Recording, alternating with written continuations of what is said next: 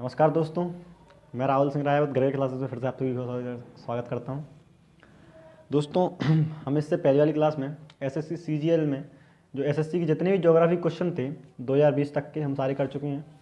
और जैसा कि मैंने बोला था कि इस क्लास से हम एसएससी सी पे क्वेश्चन करेंगे ज्योग्राफी के। ठीक है दोस्तों, तो आइए शुरुआत करते हैं क्वेश्चन नंबर फर्स्ट से। जो क्वेश्चन नंबर फर्स्ट आपकी स्क्रीन में दिख रहा होगा कि निम्नलिखित में से अलकनंदा और मंदाकिनी का संगम कौन सा है? ए नंदप्रयाग, बी देवप्रयाग, सी विष्णुप्रयाग या डी रुद्रप्रयाग। दोस्तों, मैं इसकी बात करूं तो जिसका आंसर है वो क्या है? रुद्रप्रयाग। क्या है? रुद्रप्रयाग। ठीक है दोस्तों, अगर मैं बात करूं तो आपको एक मैप दिखाई दे रहा होगा जिसमें आप देख रहे हो सबसे पहले जो धौली गंगा और विष्णु गंगा कहाँ पर आके मिलती हैं? विष्णुप्रयाग पर। उसके बाद जब आगे बढ़ते हैं तो उसके बाद क्या होता है, जो नंदाकिनी नदी है, नंदाकिनी नदी कहाँ पे आके मिल जाती है? जो मिल जाती है नंदप्रयाग पर। उसके बाद क्या होता है, जब पिंडाई नदी कर्णप्रयाग पर मिल जाती है, जैसे कर्ण नदी भी बोला जाता है।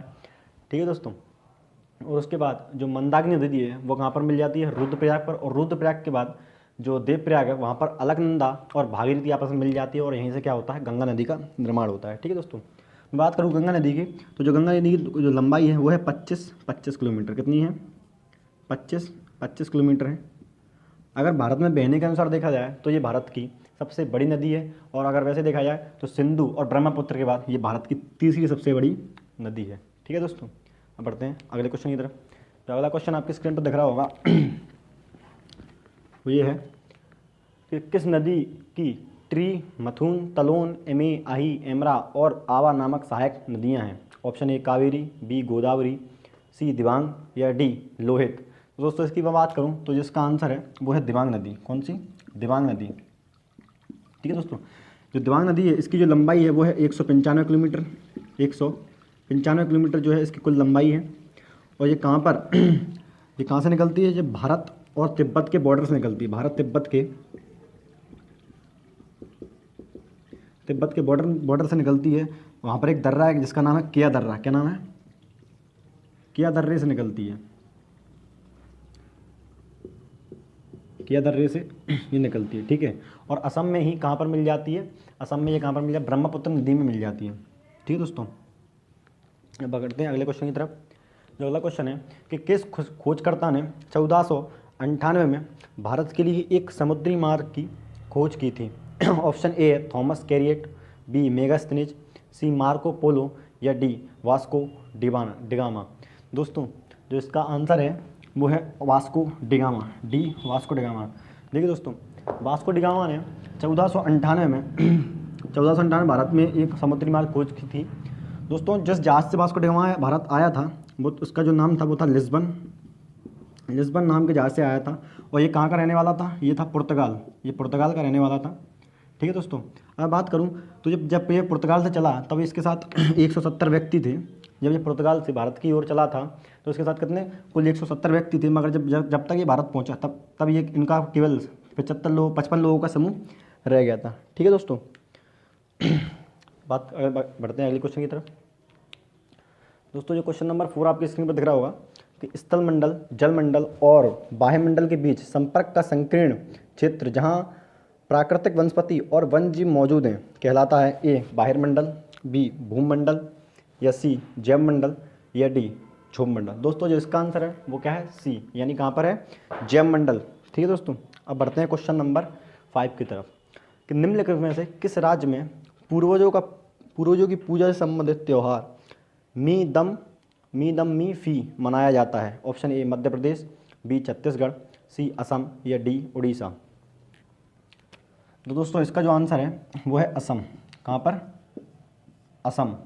तो जो ताई आहोम एक जनजाति असम की जो जनजाति है वो इस त्यौहार को मनाती है। और इसका ये सबसे बड़ा त्यौहार है। कौन सा? जो तम ई क्या नाम था? मी दम फी इसका सबसे बड़ा त्यौहार है। ठीक है दोस्तों, अब बढ़ते हैं अगले क्वेश्चन की तरफ।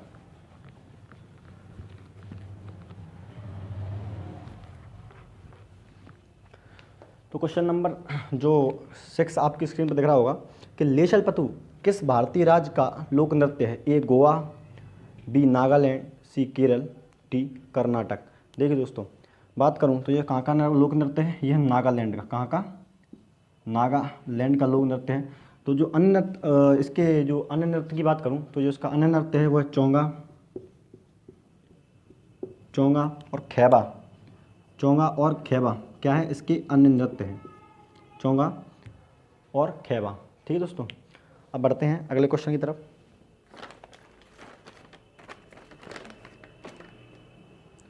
क्वेश्चन नंबर 7 जो है वो ये है कि तापमान परिवर्तन, तुषार क्रिया, पादप जंतु तथा मानवीय गतिविधियों के कारण खुली चट्टानों का विघटन और अपक्षण क्या कहलाता है? ए नवीनीकरण, बी अपर्दन, सी अपक्षण या डी प्रगलन।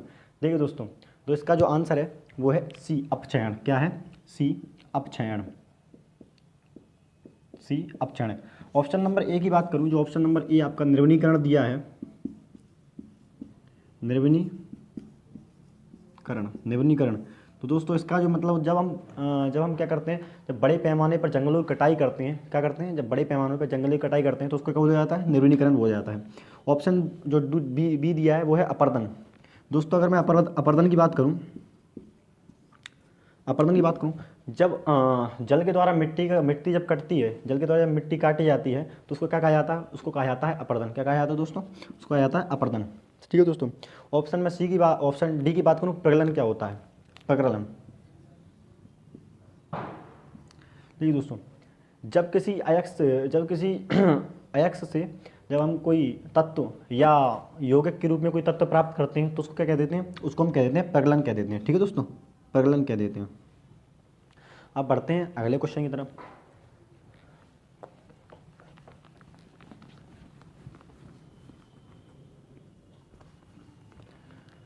तो जो क्वेश्चन नंबर 8 है कि किस खनिज को बोरोइड संशान के रूप में जाना जाता है? ए कोयला, बी लोहा, सी बॉक्साइट या डी अब्रक। तो जिसका आंसर है वो क्या है? ए। क्या है? कोयला। किसको जानते हैं? कोयलों को जानते हैं। ठीक है दोस्तों, अब बढ़ते हैं क्वेश्चन नंबर 9 की तरफ कि निम्नलिखित में से कौन सी पृथ्वी की बाहरी परत जो आरा पहेली की तरह एक साथ विन्यासी प्लेटों से बनी होती है? ए दुर्बलता मंडल, बी स्थल मंडल, सी जैव मंडल या डी मध्य मंडल। तो दोस्तों मैं इसकी बात करूं तो ये जो इसके जो बाहरी परत है इसको हम क्या बोलते हैं? इसको बोलते हैं स्थल मंडल। क्या बोलते हैं?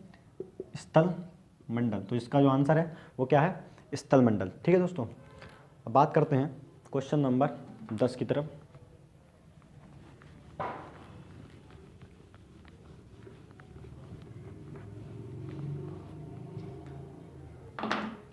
जो क्वेश्चन नंबर 10 है कि किस खनिज को मूर्खों का सोना भी कहा जाता है?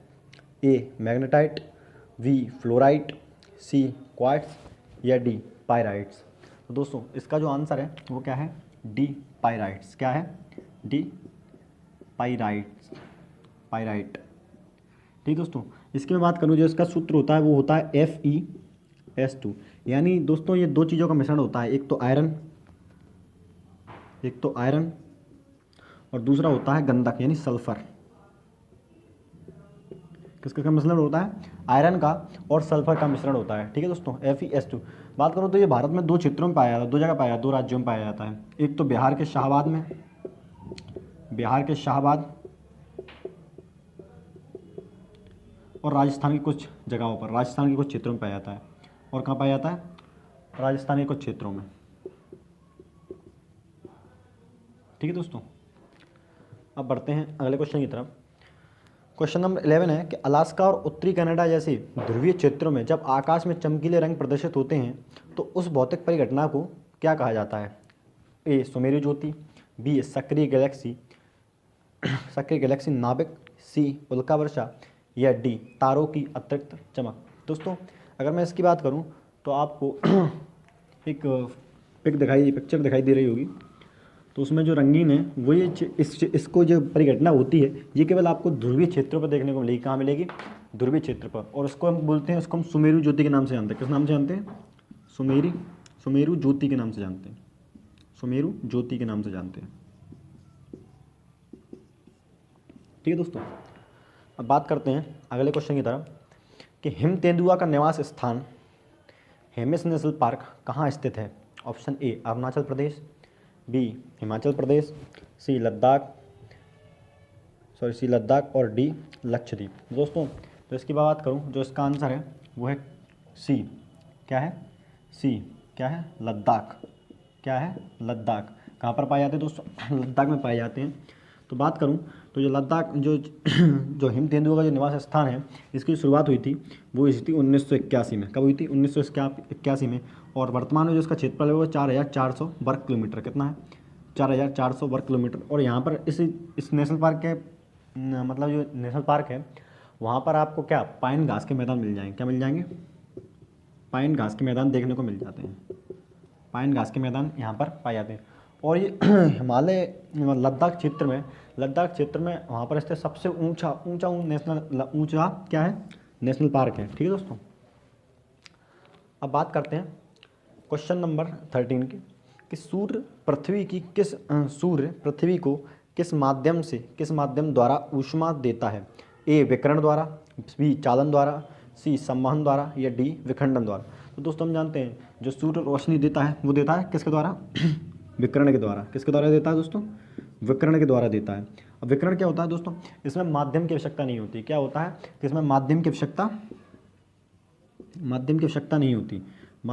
नहीं होती और सबसे तेज होता है। इसमें सबसे क्या होता है? ऊष्मा का जो स्थानांतरण है सबसे तेज होता है। ठीक है दोस्तों। अब बात करूं संवहन चालन वगैरह की।